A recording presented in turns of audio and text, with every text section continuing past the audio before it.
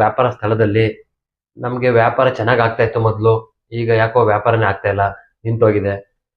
ಯಾಕೆ ಕಂಡುಬಿಡ್ತೋ, ಯಾರ ದೃಷ್ಟಿ ಆಯಿತೋ ಏನು ಅಂತ ನಮಗೆ ಗೊತ್ತಾಗ್ತಾ ಇಲ್ಲ ಅಂತ ಹೇಳಿದಾಗ, ಈ ಒಂದು ಸುಲಭವಾದ ಒಂದು ತಂತ್ರ ಮಾಡಿ ಅಲ್ಲಿ ನಿಮಗೆ ನಿಮ್ಮ ಅಂಗಡಿ ಮೇಲೆ, ನಿಮ್ಮ ಮೇಲೆ ಬೀಳ್ತಾ ಇರೋ ಕಣ್ಣು ದೃಷ್ಟಿಯನ್ನು ತೆಗೀತದೆ. ಜೊತೆಗೆ ಈ ರೀತಿ ಮಾಡೋದ್ರಿಂದ ನಿಮ್ಮ ಮೇಲೆ, ನಿಮ್ಮ ಅಂಗಡಿ ಮೇಲೆ, ವ್ಯಾಪಾರ ಸ್ಥಳದಲ್ಲಿ ಆಗ್ತಾ ಇರುವಂಥ ನಷ್ಟವನ್ನು ತಪ್ಪಿಸ್ಕೋಬೋದು.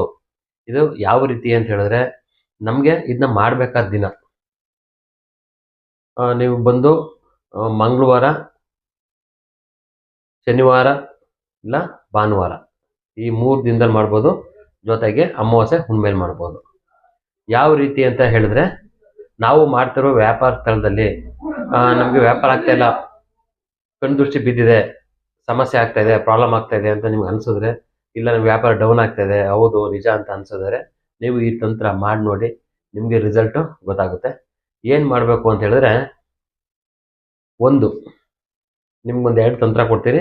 ಅದರಲ್ಲಿ 2 ತಂತ್ರ ಮಾಡ್ಕೋಬೋದು, ಇಲ್ಲ 1 ತಂತ್ರ ಮಾಡ್ಬೋದು.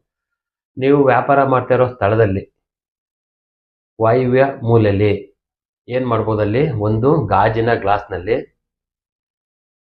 3/4 ಭಾಗ ಉಪ್ಪು, ಸ್ವಲ್ಪ ಗ್ಯಾಪ್ ಫುಲ್ ಬೇಕಾದ್ರೆ ಹಾಕ್ಬೋದು. ಅದು ಗಾಜು ಗ್ಲಾಸ್ ಮೇಲೆ ಡಿಪೆಂಡು. ಒಂದು 200 ml ಗ್ಲಾಸ್ ಆದರೆ ಒಂದು 3/4 ಭಾಗ ಹಾಕಿ, 100 ml ಗ್ಲಾಸ್ ಎಲ್ಲ ಆದರೆ, ಗಾಜಿನ ಗ್ಲಾಸ್ ಆದರೆ ಒಂದು ಫುಲ್ ಹಾಕಿ.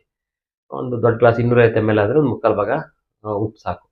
ಈ ರೀತಿ ಗಾಜಿನ ಗ್ಲಾಸಿನಲ್ಲಿ 3/4 ಭಾಗ ಉಪ್ಪು, ಜೊತೆಗೆ ಅದರೊಳಗೆ 5 ಲವಂಗ, 5 ಉಂಡೆ ಮೆಣಸು ಹಾಕ್ಬಿಟ್ಟು ಇಟ್ಬಿಟ್ರೆ ಸಾಕು ನಾವು ಜಾಗದಲ್ಲಿ.